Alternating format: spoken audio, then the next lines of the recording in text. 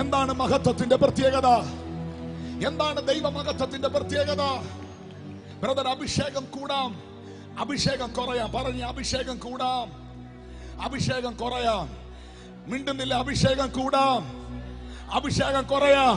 ആ മിണ്ടാതിരിക്കുന്നവനെ നോക്കിയിട്ട് പറ, നിന്റെ പോലെ അഭിഷേകം പോകാം. പറഞ്ഞേ, നിന്നെ പോലെ അഭിഷേകം പോകാം. അഭിഷേകം കൂടാം, അഭിഷേകം കുറയാം. അഭിഷേകം പോകാം, അഭിഷേകം കൂടാം, അഭിഷേകം കുറയാം, അഭിഷേകം പോകാം. എന്നാൽ അവന്റെ മഹത്വം ആർക്കും കൂട്ടാൻ കഴിയുന്നില്ല, അവന്റെ മഹത്വം ആർക്കും കുറയ്ക്കാൻ കഴിയുന്നില്ല. ഒരാഭിചാരകനും ഒരു മന്ത്രവാദിക്കും ഒരു ശുദ്ര പ്രവർത്തകനും അവന്റെ മഹത്വത്തെ എടുത്തു കളയാൻ കഴിയത്തില്ല. കാരണം താൻ മാത്രം അമർത്യത ഉള്ളവനും അടുത്തുകൂടാൻ കഴിയാത്ത വെളിച്ചത്തിൽ വസിക്കുന്നവനും ആൽഫയും ഓമേഗയും അത്ഭുതത്തിന്റെ മന്ത്രിയും വീരനായ ദൈവവും നിത്യപിതാവും സമാധാനത്തിന്റെ പ്രഭുവും. എന്റെ ആത്മാവിൽ പരിശുദ്ധാത്മ പറയുന്നു, ഈ കൺവെൻഷനകത്തുനിന്ന് ഇന്ന് രാത്രി ഒരു തലമുറ എഴുന്നേറ്റ് വരും. ആ ഒരു തലമുറ എഴുന്നേറ്റ് വരും, മഹത്വത്തെ ചുമക്കുന്ന തലമുറ. The glory carriers. ശരിയാണോ? അഭിഷേകം കൂടാം, അഭിഷേകം കുറയാം, അഭിഷേകം പോകാം. ആരും മിണ്ടുന്നില്ല. അഭിഷേകം കൂടാം, ചിലർക്ക് അഭിഷേകം കുറയാം, എന്നാൽ ചിലർക്ക് അഭിഷേകം പോകാം. അഭിഷേകം പോയവരെ കാണാൻ ആഫ്രിക്കയിൽ പോകണ്ട, അഭിഷേകം പോയവരെ കാണാൻ നോർത്ത് ഇന്ത്യയിൽ പോകണ്ട, അഭിഷേകം പോയവരെ കാണാൻ അമേരിക്കയിൽ പോകണ്ട. അഭിഷേകം നഷ്ടപ്പെടുത്തിയവരെ ഏറ്റവും കൂടുതൽ ഉള്ളത് കേരളത്തിലാണ്. അവരെ കാണാൻ ഇവിടെ നിന്നാ മതി, ഇവിടെ നിന്നാ മതി. പക്ഷെ അവന്റെ മഹത്വം കൂടത്തില്ല, അവന്റെ മഹത്വം കുറയത്തില്ല, അവന്റെ മഹത്വം ആർക്കും എടുത്തു കളയാൻ കഴിയത്തില്ല. ഹല്ലേലൂയ. അഭിഷേകത്തിന്റെ ശുശ്രൂഷയിൽ നിങ്ങളൊരു അഭിഷിക്തനെ കാണുന്നു. ഇന്ന് രാത്രിയിൽ അഭിഷേകത്തിന്റെ ശുശ്രൂഷയിൽ നിങ്ങളൊരു മനുഷ്യനെ കാണുന്നു. എന്നാൽ ദൈവ മഹത്വം ഇറങ്ങുന്ന ശുശ്രൂഷയിൽ നിങ്ങൾ മനുഷ്യനെ അല്ല കാണുന്നത്, മഹത്വത്തിൽ വസിക്കുന്ന ദൈവത്തെയാണ് കാണുന്നത്. ഇന്ന് രാത്രി ഏണിക്കര കൺവെൻഷനിൽ ജനം കാണേണ്ടത് ഒരു വ്യക്തിയെ അല്ല, ഒരു സംഘടനയല്ല, ഏതോ ഒരു അഭിഷിക്തനെയല്ല. ഇന്ന് രാത്രിയിൽ ഈ പട്ടണം കാണേണ്ടത്, ഇന്ന് രാത്രിയിൽ ഈ കൂട്ടം കാണേണ്ടത് മഹത്വത്തിന്റെ പ്രത്യാശയായ യേശുവിനെയാണ്.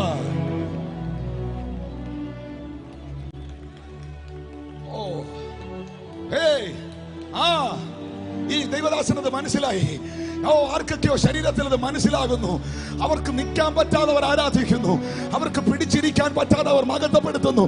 എന്നോട് കർത്താവ് പറയുന്നു, ഇതുവരെ നീ ശുശ്രൂഷിച്ച ശുശ്രൂഷയല്ല, ഇതുവരെ നീ പാടിയ പാട്ടുകളല്ല, ഇതുവരെ നീ ആരാധിച്ച ആരാധനയുടെ നിലവാരമല്ല. നിന്റെ ജീവിതത്തിന്റെ അഭിഷേകത്തിന്റെ ആരാധനയുടെ ആത്മീയതയുടെ നിലവാരങ്ങളെ മാറ്റുന്ന ഒരു ശക്തമേറിയ ഗ്ലോറി. ശബ്ദമുയർത്തി പറഞ്ഞേ തേജസ്. ഉറക്കെ പറഞ്ഞ് തേജസ്, തേജസ്, തേജസ്. ഉറക്കെ പറഞ്ഞ് തേജസ്. മഹത്വം.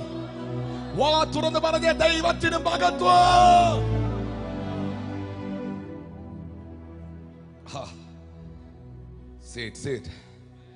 ദൈവം ആഗ്രഹിക്കുന്നു നഷ്ടപ്പെട്ട മഹത്വത്തിലേക്ക് സഭ തിരിച്ചു വരാൻ.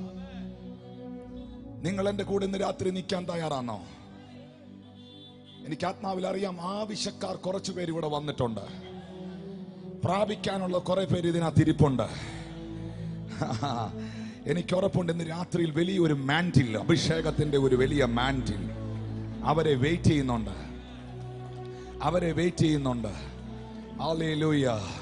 ശമൂവേലേ, നീ എത്ര വിളിക്കപ്പെട്ടവനാണെങ്കിലും, നിന്നെ ദൈവം എത്ര നാൾ മുമ്പേ കണ്ടതാണെങ്കിലും, ശമൂവേലേ ശമൂവേലേ എന്ന് ദൈവം വിളിക്കുമ്പോൾ വായും പൂട്ടി ഇരുന്നാൽ വിളി വെളിപ്പെടത്തില്ല. ആമീൻ. വാ തുറന്ന് യഹോവയെ അരുളി ചെയ്യണമേ, അടിയൻ കേൾക്കുന്നെന്ന് ഇന്ന് രാത്രി പറയാൻ തയ്യാറാകണം. മറിയമേ, നിന്നോട് ദൂത് പറഞ്ഞത് ഗബ്രിയേൽ ദൂതനാണെങ്കിലും പറഞ്ഞ ദൂത് നിന്റെ മേലിൽ നിറവേറണമെങ്കിൽ നീ വാ തുറന്ന് പറയണം, ഇതാ ഞാൻ കർത്താവിന്റെ ദാസി, അവിടുത്തെ ഇഷ്ടം പോലെ എനിക്ക് ഭവിക്കട്ടെ. ഇന്ന് രാത്രിയിൽ ഈ കൺവെൻഷനിൽ വന്നതുകൊണ്ട് വിടുതലാകണമെന്നില്ല. ആ കസേരയിൽ വന്നിരുന്ന് സമയം മെനക്കെടുത്തിയത് കൊണ്ട് നിന്റെ ജീവിതത്തിൽ ഒരു അത്ഭുതം നടക്കണമെന്നില്ല. ഈ കേൾക്കുന്ന ദൈവ ശബ്ദത്തിന്റെ മുൻപിൽ, ഈ കേൾക്കുന്ന തിരുവെഴുത്തുകളുടെ മുൻപിൽ, ഇന്ന് രാത്രിയിൽ ഇവിടെ വെളിപ്പെടുന്ന തിരുവചനത്തിന്റെ മുൻപിൽ അധരങ്ങൾ തുറക്കാൻ തയ്യാറായാൽ ആത്മശക്തി ഇന്ന് രാത്രിയിൽ നിന്റെ മേൽ വെളിപ്പെട്ട് നിന്നെ മറ്റൊരു നിലകളിലേക്ക് പരിശുദ്ധാത്മാവ് കൈപിടിച്ചുയർത്തുമെന്ന് വിശ്വസിക്കുന്നവർ കർത്താവിന് നന്ദി പറ. നിങ്ങൾ എന്നെ ഒപ്പം നിൽക്കുമെങ്കിൽ ഇന്ന് രാത്രിയിൽ ഒത്തിരി പേരുടെ ജീവിതത്തിൽ വിടുതൽ നടക്കും. വിടുതൽ നടന്നിട്ട് എനിക്ക് എന്നാ സാധിക്കാനാണ് ചിന്തിക്കുന്ന അനുഗ്രഹീത പെന്തിക്കോസുകാരാ, സ്തോത്രം, ഹല്ലേലൂയ. ഇന്ന് രാത്രി എന്തായാലും ഇവിടെ സംഭവിച്ചിട്ട് എനിക്ക് എന്നാ കിട്ടാനാ എന്ന് ചിന്തിക്കുന്ന വിശ്വാസിയെ, അങ്ങനെ ചിന്തിക്കല്ലേ, ചിന്തിക്കല്ലേ, ചിന്തിക്കല്ലേ. ഇതിനകത്തിരിക്കുന്ന ഒരു വ്യക്തിയുടെ ജീവിതത്തിൽ നടക്കുന്ന വിടുതൽ, ആ വ്യക്തിയുടെ മേലെ വിടുതൽ നടക്കണമെങ്കിൽ ദൂതന്മാർ ഇവിടെ വരണം, യേശു ഇവിടെ വരണം. യേശു ഇവിടെ വന്നാൽ, ദൂതന്മാരിവിടെ വന്നാൽ, ഞാൻ വിശ്വസിക്കുന്നു ആ വ്യക്തിക്ക് മാത്രമല്ലല്ലോ വിടുതൽ, ഈ ഗ്രൗണ്ട് മുഴുവൻ ഇന്ന് രാത്രി അവന്റെ മഹത്വം കൊണ്ട് നിറയും. നിങ്ങൾക്കറിയാമോ, പാപത്തേക്കാൾ മുൻപ് മനുഷ്യനിൽ ഉണ്ടായിരുന്നത് തേജസ്സാണ്. മനുഷ്യൻ പാപം ചെയ്തപ്പോഴാണ് തേജസ് നഷ്ടപ്പെട്ടത്. ഒരമ്മ ഒരു കുഞ്ഞിനെ ഒരു ടവൽ കൊണ്ട്, ഒരു തുണി കൊണ്ട് പൊതിഞ്ഞു പിടിച്ചിരിക്കുന്നത് പോലെ ഇന്ന് രാത്രിയിലും ഈ ഗ്രൗണ്ടിൽ ചില കുഞ്ഞുങ്ങളെ അമ്മമാർ ഇങ്ങനെ തുണി കൊണ്ട്, ടവൽ കൊണ്ട്, ടർക്കി കൊണ്ട് പൊതിഞ്ഞു പിടിച്ചിരിക്കുന്നത് പോലെ ദൈവം മനുഷ്യനെ പൊതിഞ്ഞു പിടിച്ചത് തൻ്റെ തേജസ് കൊണ്ടായിരുന്നു. പാപത്തേക്കാൾ മുൻപ് മനുഷ്യനിൽ ഉണ്ടായിരുന്നത് തേജസ് ആയിരുന്നു. പാപം ചെയ്തപ്പോഴാണ് തേജസ് നഷ്ടപ്പെട്ടത്. തേജസ്സിൽ നിന്ന് മനുഷ്യൻ രോഗിയല്ലായിരുന്നു. തേജസ്സിൽ നിന്ന് ആദവും ഹൗവയും ശാപഗ്രസ്തർ അല്ലായിരുന്നു. തേജസ്സിൽ നിന്നവനിൽ മരണമില്ലായിരുന്നു. നിങ്ങൾ മിണ്ടാത്തത് കൊണ്ട് ഞാൻ ഒരിക്കൽ കൂടെ ആവർത്തിക്കാം. തേജസ്സിൽ നിന്ന് മനുഷ്യനിൽ രോഗമില്ലായിരുന്നു. തേജസ്സിൽ നിന്ന് മനുഷ്യനിൽ ശാപമില്ലായിരുന്നു. തേജസ്സിൽ നിന്ന് മനുഷ്യനിൽ മരണമില്ലായിരുന്നു. തേജസ് നഷ്ടപ്പെട്ടപ്പോഴാണ് ശാപവും മരണവും പാപവും തിന്മയും അവനിൽ കടന്നു വന്നത്. ഇന്ന് രാത്രിയിൽ നഷ്ടപ്പെട്ടതെല്ലാം നിങ്ങളുടെ ജീവിതത്തിലേക്ക് തിരിച്ചു കൊണ്ടുവരുന്നത് ദൈവത്തിന്റെ തേജസ്സാണ്. നഷ്ടപ്പെട്ടതെല്ലാം നിന്റെ ജീവിതത്തിലേക്ക് മടക്കിക്കൊണ്ടുവരുന്നത് ദൈവത്തിന്റെ മഹത്വമാണ്. ഈ ഗ്രൗണ്ടിൽ ദൈവത്തിന്റെ മഹത്വം വെളിപ്പെടുമ്പോൾ വർഷങ്ങൾ പഴക്കമുള്ള രോഗത്തിന്റെ ബന്ധനങ്ങൾ ഒരു പാസ്റ്ററും കൈവെക്കാതെ, ഒരു പ്രവാചകനും പ്രവചിക്കാതെ ഇന്ന് രാത്രിയിൽ അവൻ അഴിഞ്ഞു നിലത്ത് വീഴും. നാളുകളായി ശത്രു ഉയർത്തി കെട്ടിവെച്ചിരിക്കുന്ന നിന്റെ കുടുംബത്തിനെതിരെ, നിന്റെ തലമുറയ്ക്കെതിരെ, നിന്റെ നന്മയ്ക്കെതിരെ, നിന്റെ ആരോഗ്യത്തിനും ആയുസ്സിനുമെതിരെ ഉയർത്തിക്കെട്ടി വെച്ചിരിക്കുന്ന സകല വൻമതിലുകളും ഇന്ന് രാത്രി ദൈവ മഹത്വത്തിന്റെ മുമ്പിൽ മെഴുകുരുകി പോകുന്നത് പോലെ ഇന്ന് രാത്രി ഉരുകി മാറും. അത് വിശ്വസിക്കുന്നവർ ഇന്ന് രാത്രി ശബ്ദമുയർത്തി ദൈവത്തിന് സ്തോത്രം ചെയ്യുക. Glory, glory, glory. അതാണ് വിശുദ്ധ ബൈബിൾ പറയുന്നത്. റോമർ 3:23 ഒരു വ്യത്യാസമില്ല. എല്ലാവരും പാപം ചെയ്ത് ദൈവ തേജസ് ഇല്ലാത്തവരായി. എല്ലാവരും പാപം ചെയ്ത് ദൈവ തേജസ് ഇല്ലാത്തവർ. ഇന്ന് രാത്രി ഞാൻ ഒന്നും കൂടെ പറയാം. സങ്കീർത്തനം 8:4-5 വാക്യങ്ങളിൽ സങ്കീർത്തനക്കാരൻ പറയുന്നു, മർത്യനെ നീ ഓർക്കേണ്ടതിന് അവൻ എന്ത്, മനുഷ്യപുത്രനെ സന്ദർശിക്കേണ്ടതിന് അവൻ എന്തു മാത്രം. നീ അവനെ ദൈവത്തെക്കാൾ അല്പം മാത്രം താഴ്ത്തി തേജസ്സും ബഹുമാനവും അവനെ അണിയിച്ചു. നീ അവനെ ദൈവത്തെക്കാൾ അല്പം മാത്രം താഴ്ത്തി തേജസ്സും ബഹുമാനവും അവനെ അണിയിച്ചു. ദൈവം എന്തോ മനുഷ്യനെ അണിയിച്ചേ? എന്തോ അണിയിച്ചേ? ദൈവം മനുഷ്യനെ അണിയിച്ചത്, വസ്ത്രം പോലെ അണിയിച്ചത് തേജസ്. പറഞ്ഞ തേജസ്. തേജസ്സിൽ നിന്ന് ആദം, ഒന്നുകൂടെ പറയുന്നു, തേജസ്സിൽ നിന്ന് ആദം രോഗിയല്ലായിരുന്നു. തേജസ്സിൽ നിന്ന് ആദം പാപിയല്ലായിരുന്നു. തേജസ്സിൽ നിന്ന് ഹൗവ മരണമില്ലാത്തവളായിരുന്നു. തേജസ് പോയി പാപിയായി, തേജസ് പോയി ശാപഗ്രസ്തരായി, തേജസ് പോയി രോഗിയായി. അപ്പോ എന്തിനാ സുവിശേഷം പ്രസംഗിക്കുന്നേ? ഇന്ന് രാത്രിയിലും ഈ പാവപ്പെട്ട ദൈവദാസന്മാർക്ക് അവരുടെ ജീവിതത്തിൽ ഈ പ്രായത്തിലും അവർ അധ്വാനിച്ച്, ഒത്തിരി ദൈവമക്കൾ കഷ്ടപ്പെട്ട് പോസ്റ്റർ ഒട്ടിച്ച്, ഫ്ലക്സ് ബോർഡുകൾ വെച്ച്, പരസ്യ പ്രചരണങ്ങൾ നടത്തി, ഇല്ലാത്ത പൈസ ചെലവഴിച്ച് എന്തിനായി കൺവെൻഷൻ വെച്ചിരിക്കുന്നേ?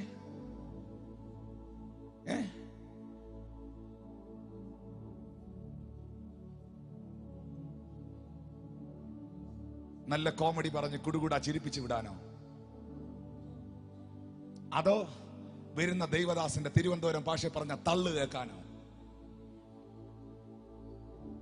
എന്തിനാ സുവിശേഷ യോഗം വെച്ചിരിക്കുന്നേ? 1984 ഞാൻ അങ്ങ് അബുദാബിയിലായിരിക്കുമ്പോൾ, എന്തിന് അബുദാബിയിലായിരുന്നു? അവിടെ ഇരിക്കട്ടെ സാധനം. എന്തിനാ സുവിശേഷ യോഗം? For what purpose? 2 തെസ്സലോനിക്കർ 2:14 ബൈബിൾ പറയുന്നു. 2 തെസ്സലോനി 2:14 നമ്മുടെ കർത്താവായ യേശു ക്രിസ്തുവിന്റെ മഹത്വം അഥവാ തേജസ് പ്രാപിക്കാനല്ലോ അവൻ ഞങ്ങളുടെ സുവിശേഷ ഘോഷണത്തിൽ നിങ്ങളെ രക്ഷയ്ക്ക് വിളിച്ചത്. കൈ ഉണ്ടെങ്കിൽ അടിക്കാം, പറഞ്ഞത് ശരിയാണെങ്കിൽ കൈ അടിക്കാം. നമ്മുടെ കർത്താവായ യേശുവിന്റെ മഹത്വം പ്രാപിക്കാനല്ലോ അവൻ ഞങ്ങളുടെ സുവിശേഷ ഘോഷണത്തിൽ നിങ്ങളെ രക്ഷയ്ക്ക് വിളിച്ചത്. എന്തിനാ വിളിച്ചേ? എന്തിനാ രക്ഷിച്ചേ? എന്തിനാ സുവിശേഷം പ്രസംഗിച്ചേ? ബൈബിൾ പറയുന്നു അവന്റെ തേജസ് പ്രാപിക്കുവാൻ. ഇന്ന് രാത്രിയിലും ഒരു സുവിശേഷകൻ എന്ന നിലയിൽ ഈ ഒരൊറ്റ പർപ്പസേ എന്റെ മുൻപിലുള്ളൂ. ആദവും ഹൗവയും മാനവകുലം നഷ്ടപ്പെടുത്തിയ തേജസ്സിനെ മനുഷ്യനിലേക്ക് തിരികെ കൊണ്ടുവരാൻ ക്രിസ്തു എന്ന ഏകജാതനായ പുത്രനെ ഈ ഭൂമിയിലേക്ക് അയച്ച തേജസ്സിന്റെ സുവിശേഷം. തേജസ്സിന്റെ സുവിശേഷം. കാരണം വേദപുസ്തകം പറയുന്നു, റോമർ 8:29-30 വാക്യങ്ങളിൽ അവൻ മുന്നറിഞ്ഞവരെ തന്റെ പുത്രൻ അനേക സഹോദരന്മാരിൽ ആദ്യജാതനാകേണ്ടതിന് അവന്റെ സ്വരൂപത്തോട് അനുരൂപരാകാൻ മുൻനിയമിച്ചിരിക്കുന്നു. അവൻ മുൻനിയമിച്ചവരെ വിളിച്ചും വിളിച്ചവരെ നീതീകരിച്ചും നീതീകരിച്ചവരെ തേജസ്കരിച്ചും ഇരിക്കുന്നു. അവൻ മുൻനിയമിച്ചവരെ വിളിച്ചും വിളിച്ചവരെ നീതീകരിച്ചും നീതീകരിച്ചവരെ തേജസ്കരിച്ചും ഇരിക്കുന്നു. ഇന്ന് രാത്രി എത്ര പേർക്ക് പറയാൻ കഴിയും, എന്റെ ദൈവം എന്നെ വിളിച്ചത് നീതീകരിക്കാൻ അത്രേ, എന്റെ ദൈവം എന്നെ നീതീകരിച്ചത് എന്നെ തേജസ്കരിക്കാൻ അത്രേ? വിശ്വസിക്കുന്നവർ ശബ്ദം ഉയർത്തി കർത്താവിനൊന്ന് നന്ദി പറയാമോ ഇന്ന് രാത്രിയിൽ? നിങ്ങൾക്കറിയാമോ പ്രിയപ്പെട്ടവരെ, മോശ എന്ന ദൈവമനുഷ്യൻ ദൈവത്തോട് ചോദിക്കുകയാണ്. അതാണ് നമ്മുടെ കുറിവാക്യം. ദൈവമേ, നിന്റെ തേജസ്സിനെ, നിന്റെ മഹത്വത്തെ നീ എനിക്കൊന്ന് കാണിക്കണേ. I want to see Lord your glory. ദൈവം എന്താ മോശയോട് മറുപടി പറഞ്ഞെന്നറിയാവോ? പുറപ്പാട് 33:20, 21, 22 വാക്യങ്ങളിൽ ദൈവം മോശയോട് പറയുകയാണ്, നിനക്ക് എന്റെ മുഖം കാണാൻ കഴിയുകയില്ല, ഒരു മനുഷ്യനും എന്നെ കണ്ടിട്ട് ജീവനോടെ ഇരിക്കയില്ല എന്നവൻ കൽപ്പിച്ചു. ഇതാ എന്റെ അടുക്കൽ ഒരു സ്ഥലമുണ്ട്, അവിടെ ആ പാറമേൽ നീ നിൽക്കണം. എന്റെ തേജസ് നിനക്ക് കാണണമെങ്കിൽ വെള്ളെടുത്ത് നിന്ന ഒക്കത്തില്ല, ആ കൃത്യമായി ആ പാറയിൽ നീ നിൽക്കണം.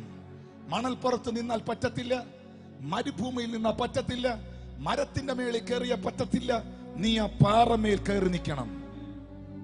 ദൈവം പറയുന്നു, എന്റെ തേജസ് കടന്നു പോകുമ്പോൾ ഞാൻ നിന്നെ ആ പാറയുടെ പിളർപ്പിലാക്കും. ആ പാറയുടെ പിളർപ്പിനകത്തിരുന്നോണ്ട് നിനക്ക് എന്റെ മഹത്വത്തെ, എന്റെ തേജസ്സിനെ അനുഭവിക്കാൻ കഴിയും. മോശേ, എന്റെ മഹത്വം, എന്റെ തേജസ് നിനക്ക് കാണണമെങ്കിൽ ഒറ്റ വഴിയേ ഉള്ളൂ, നിന്റെ കാലുകൾ ഒരു പാറയിൽ ഉറപ്പിക്കണം. എന്റെ മഹത്വത്തെ നിനക്ക് കാണാൻ കഴിയണമെങ്കിൽ ആ പാറയ്ക്കൊരു പിളർപ്പുണ്ട്. ആ പിളർന്ന പാറയിലേക്ക് നീ കയറിയിരിക്കണം. ആ പിളർന്ന പാറയ്ക്കകത്തിരിക്കുമ്പോൾ എന്റെ മഹത്വം നിനക്ക് അനുഭവിക്കാൻ കഴിയും. പുതിയ നിയമത്തിലേക്ക് വരുമ്പോൾ ആ പിളർന്ന പാറ യേശുവാണ്. പുതിയ നിയമത്തിലേക്ക് വരുമ്പോൾ ആ മഹത്വത്തെ എന്നിലേക്ക് കൊണ്ടുവന്ന ആ പിളർന്ന പാറ ക്രിസ്തുവാണ്. ആ തേജസ്സിനെ എന്നിൽ വെളിപ്പെടുത്തിയ പാറ കർത്താവ് യേശു ക്രിസ്തുവാണ്. അതുകൊണ്ടാണ് 1 കൊരിന്ത്യർ 10:4 ബൈബിൾ പറയുന്നത്, അവരെ അനുഗമിച്ച ആത്മീയ പാറയിൽ നിന്നല്ലോ അവർ കുടിച്ചത്, ആ പാറ ക്രിസ്തു തന്നെ.